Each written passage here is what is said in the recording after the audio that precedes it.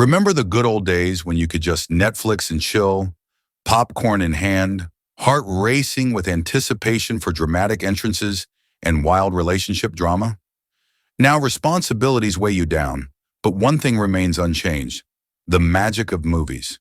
If you're an avid fan of shows and movies, this exploration of timeless tropes is for you.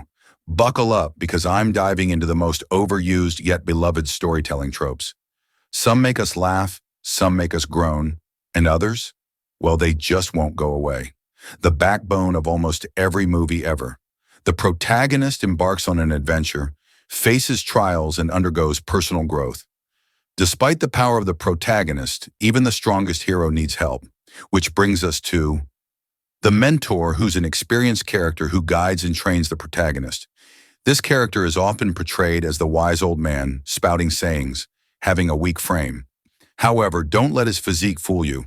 That wise old dude with cryptic advice, a weak frame, and has just enough mysterious power to obliterate an enemy, right before dying dramatically. He has a mysterious power, which he uses as a last resort against the enemy, while passing on gems to the next generation or inspiring the team to win. And what's a hero without a trusty comrade? The sidekick. The ride-or-die friend who sticks around, cracks jokes, and ensures the protagonist doesn't embarrass themselves too much. The one who understands your style of humor and knows you in and out. Think Donkey and Shrek or Deadpool and Wolverine. A testament to the power of teamwork and emotional intelligence. There's a saying which says, "Two heads are better than one," and for this case, the sidekick defines it clear. Bless these dear souls. Next up is the enigmatic chosen one. You know the drill. Special birthmark? Prophecy? Uncanny ability to defeat evil? Boom, the chosen one. This trope gets us hyped, but also stirs the age-old debate. Free will versus destiny. When done wrong, it makes the plot feel forced, especially in stories which revolve around the philosophical question of free will versus destiny. When done right, we get legends like Harry Potter. In stories, the chosen one is looked upon as an invincible god, and few ever stop to consider the inner battles he endures against the enemy's manipulations. This prominent figure, if not strong enough to resist, can become a powerful villain in the tragedy genre, thanks to a fatal flaw or a lack of patience in hard times. And if the hero can't handle the pressure, villain origin story incoming. Next, when talking about character relationships, we have, when it comes to character relationships, the love triangle trope reigns supreme. Yes, the source of endless drama. One person caught between two love interests, because obviously romantic decisions are never simple. Cough Twilight, cough. Love Island, Z-World, for real. Damsel in distress. Once upon a time, female characters existed solely to be rescued by burly men. Disney was a repeat offender until they pivoted to strong, independent women and started forcing social justice themes down our throats. Balance, people. Gotta calls out Disney for this one. From making movies of delicate princesses in the early 20th century to imposing social justice and politics upon us when we never asked to be preached to. Let's not diverge from this. Moving on, we have. As the plot thickens, we arrive at the last stand. Dark, serious atmosphere, epic music swelling, the protagonist and villain lock eyes. It's go time. This is when movies make us feel like we're in the World Cup final, watching the last penalty kick. This cinematic trope, when executed well, hooks the audience to pick a side whilst paying their last respects to the fallen warrior. Bonus points if the mentor gives one last emotional speech before keeling over. Cue audience tears. Touching and polarizing, we also encounter the redemption arc.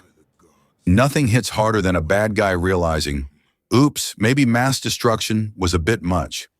It often starts when the character is forced to see their true nature when left behind by those they offended.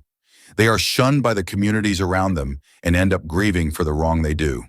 From Prince Zuko to Snape, redemption arcs subvert expectations and make us question morality. This cinematic trope can frustrate fans who wanted to see their hated villain receive horrific punishments. Some fans love them, others just want the villain to suffer in peace. On the opposite end of the spectrum, we find the underdog story, one of the most beloved tropes in storytelling. A disadvantaged character defies the odds, overcoming immense obstacles to achieve success. Whether it's the poor kid clawing their way up the corporate ladder to become a renowned CEO, or the overlooked teenager who finally reaches his breaking point and refuses to accept mediocrity, this narrative never fails to inspire. Despite the setbacks, the underdog refuses to back down. Their persistence alone unsettles those who once dismissed them. From Rocky to Might Guy, from Finn in Adventure Time to Sung Jin-woo in Solo Leveling, we devour tales of underestimated nobodies rising to greatness. These characters remind us that nothing truly worth having comes without struggle. Moral of the story, trust the process. My G.as we near the climax, we can't ignore the climactic battle, arguably the most adrenaline-fueled moment in any story. The final showdown between hero and villain. Explosions, betrayals, maybe even a dramatic slow-motion punch, whether it's Avengers, Infinity War, Spider-Man vs.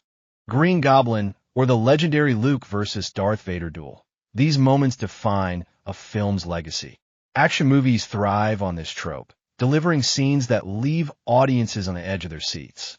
Here's the thing. Writers either master this sequence or rush it like a high school essay, due at midnight.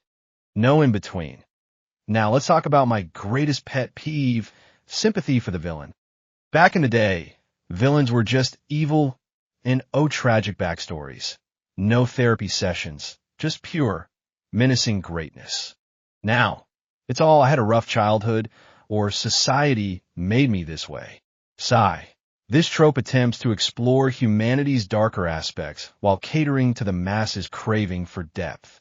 Sure, it sparks debates about morality, circumstance, and human nature, but let's be honest, sometimes we just want a villain who's evil. For the sake of being evil.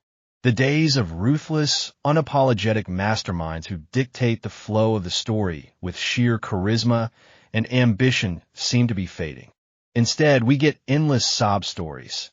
Disney, in particular, has an obsession with sanitizing villains for the sake of being kid-friendly. Take the upcoming Mufasa movie. It's yet another attempt to humanize a villain when, sometimes, a villain should just be a villain. If we keep watering down evil in entertainment, how will younger audiences ever recognize true menace? Not every antagonist needs a redemption arc sometimes. A truly terrifying mastermind who thrives in chaos is far more compelling. This brings us to another cinematic staple, the training sequence. Nothing screams dedication like a well-edited montage. From Rocky to the Karate Kid, these scenes make you want to hit the gym, until reality kicks in and you remember it's just movie magic. Training montages fill in the gaps, making time skips more seamless, whether through flashbacks, filler episodes, or cleverly edited progressions in a Netflix series. They remind us of the value of hard work, discipline, and delayed gratification. Hope you've been locked in, bro. Finally, we wrap things up with a voiceover, an underrated gem that adds depth and nostalgia to storytelling. Who doesn't remember the warm voice of a grandparent reading a storybook as their childhood show transitions into the opening theme? Whether it's the iconic narration in the Shrek franchise or the humorous commentary in Everybody Hates Chris, voiceovers provide insight, humor, and a sense of familiarity that elevates the viewing experience that in the end, while these tropes may be well-worn, they remain the backbone of the stories we cherish. Overused, perhaps, but they are the heart and soul of cinema, shaping the movies that captivate us and keeping us coming back for more. So, next movie night, grab some popcorn and appreciate the cliches, because let's be honest, we'd miss them if they were gone. Cheers to storytelling done right.